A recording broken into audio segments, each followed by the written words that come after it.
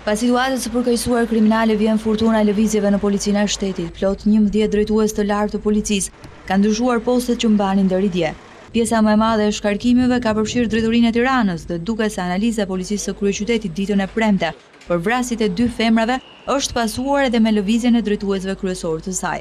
Drejtori i policisë së Tiranës, Sajmir Muça, është transferuar shef sektori në qendrën e formimit policor. Dhe drejtori i ri i policisë së kryeqytetit është emëruar Bernard Çaushaj, i cili deri dje mbante postin e kreut të policisë në Korçë.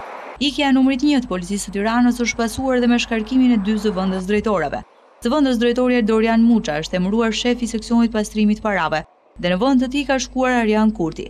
Zëvendës drejtori i policisë së kryeqytetit Gjergji Jorgo është emëruar shef i forcave lëvizëse operacionale, dhe numri 2 i bluve të kryeqytetit në vend të tij është emëruar Gazmen Hamidaj.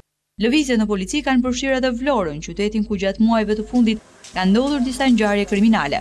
Është shkarkuar drejtori i policisë së Vlorës, Nazmi Kotarja, duke u zvendësuar nga Artan Cuku, i cili deri dje mbante postin e shefit sektorit pastrimit parave.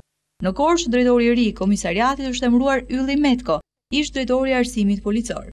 Lëvizjet kanë prekur edhe drejtorin e forcave operacionale, Shemsi Premçin, i cili gjatë fushatës elektorale të zgjedhjeve lokale denoncoi në prokurori zëvendës ministrin e Brendshëm Avenir Peka. Premçi tani do të jetë drejtor policie në Dibër.